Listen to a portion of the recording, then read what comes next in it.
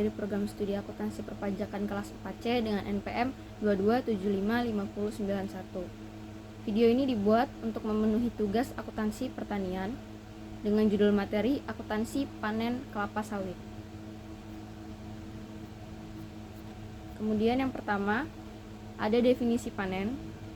Panen sendiri itu adalah pemotongan tandan buah dari pohon sampai dengan pengangkutan ke pabrik yang meliputi kegiatan pemotongan tandan buah segar tersebut, pengutipan brondolan, pemotongan pelepah, pengangkutan hasil ke TPH, dan juga pengangkutan hasil ke pabrik.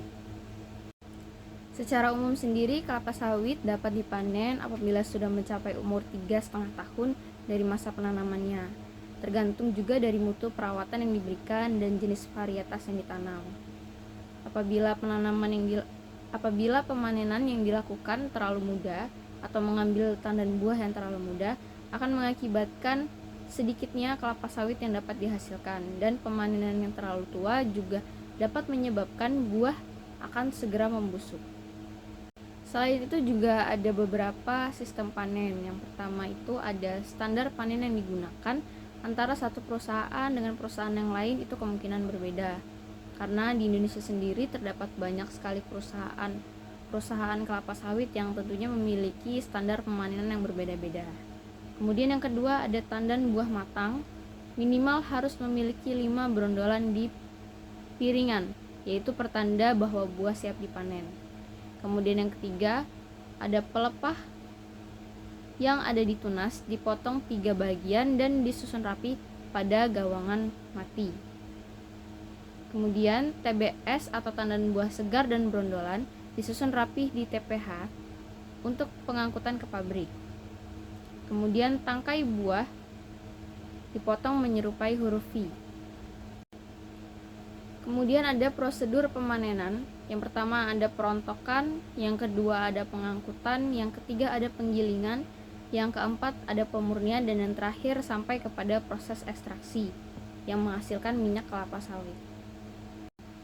Berikut adalah perlakuan akuntansi panen kelapa sawit, yaitu semua biaya yang terkait dengan proses panen dibebankan pada periode berjalan.